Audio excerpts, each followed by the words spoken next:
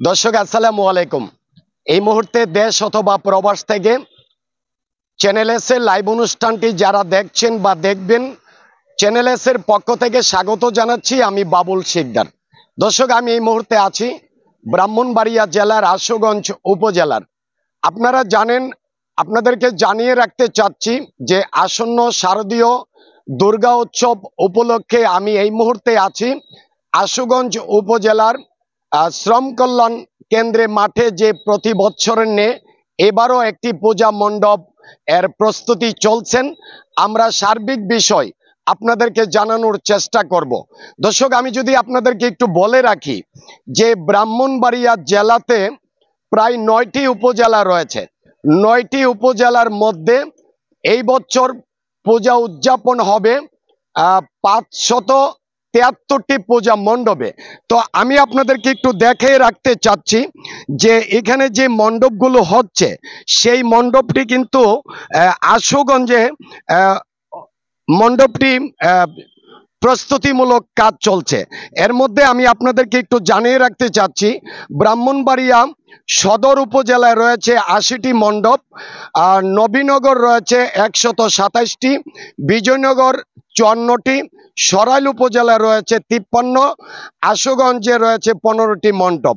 এর মধ্যে বাঞ্ছারামপুরে রয়েছে 42টি, আখাউড়া রয়েছে 24টি, কসবা উপজেলা রয়েছে 43টি, আর নাসিরনগরের সর্বোচ্চ মণ্ডপ যেখানে রয়েছে 135টি।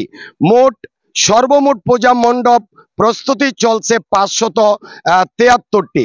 তো দর্শক, আমি যদি আপনাদেরকে একটু বলে রাখি, এই পূজা মণ্ডপকে ঘিরে এই শারদীয় দুর্গা উৎসব উপলক্ষে জেলা প্রশাসক, ব্রাহ্মণবাড়িয়া জেলা প্রশাসক দিদারুল আলম তিনি আমাদেরকে যেমনটা জানিয়েছে যে আসন্ন শারদীয় দুর্গা উৎসব উপলক্ষে শান্তিপ্রিয়ভাবে যাতে এই পূজা উৎসব উদযাপিত হয় সেই লক্ষ্যে কিন্তু প্রতিটি উপজেলায় প্রস্তুতিমূলক সভা করেছেন সর্বদলীয় নেতাকর্মী এবং সনাতন ধর্মাবলম্বী পূজা উদযাপন কমিটির নেতৃবৃন্দদেরকে নিয়ে কিন্তু মত বিনিময় সভা করেছেন। জেলা প্রশাসক মহোদয় যেমনটা আমাদেরকে জানিয়েছেন যে সার্বিক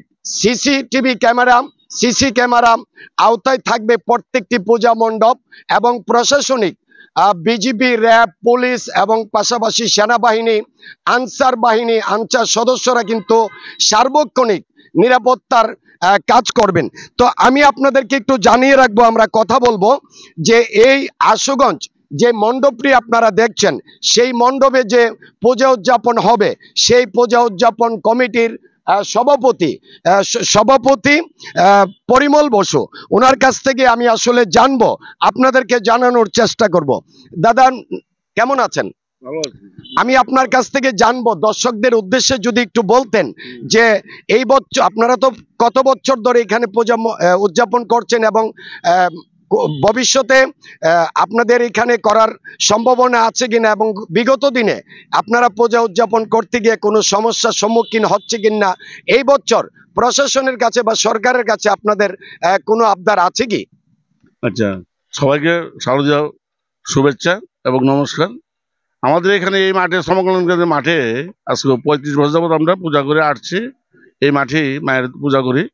তবে বিগত দিনগুলির মধ্যে কোনো সমস্যা হয়নি, আমাদের এই পর্যন্ত কোনো সমস্যা হয়নি। আর বর্তমান দিনে কোনো সমস্যা হবে না ভগবানের কৃপা, মায়ের আশীর্বাদে। আমরা ডিসি মহোদয় বা ইউনিও মহোদয়ের নিকটে আমরা আলোচনা হয়েছে, খুব সুন্দর আইন প্রশাসন তারা খুবই সাপোর্ট দিতেছে। কোনো সমস্যা হবে না, যে কোনো সমস্যা হলে বলছে ওনাদেরকে জানানোর জন্য। আমাদের কোনো সমস্যা নাই, এ পর্যন্ত হয়েছেও না আর হবেও না। তবে আমরা পূজার প্রস্তুতি খুবই সুন্দর করে চলতেছে, পূজা মণ্ডপ কাজ তৈরি হয়ে যাচ্ছে। আমরা আগামী শনিবারে মায়ের প্রতিমা নিয়ে আসবো মাঠে, এই মন্দিরে নিয়ে আসবো। তখন আমরা পূজা পার্বণ রবিবার থেকে শুরু করব, 28 সেপ্টেম্বর। সবাই নিমন্ত্রণ হলো। আশুগঞ্জ উপজেলা আমাদের হিন্দু মুসলমান সবাই একত্রে আমরা সবাই মিলেমিশে পূজা করি। ধর্ম যার যার, পূজার সবার। আপনাদের এই পূজাটা কতদিন চলবে এবং কয় তারিখ থেকে চলবে, কয় তারিখ শেষ হবে? আমরা 28 তারিখ থেকে আগামী 2রা অক্টোবর পর্যন্ত চলবে, বিজয় দশমী 2 অক্টোবর। তো সবার নিমন্ত্রণ রইল, আর পূজার নিমন্ত্রণ রইল, সবাই আসবেন পূজাতে।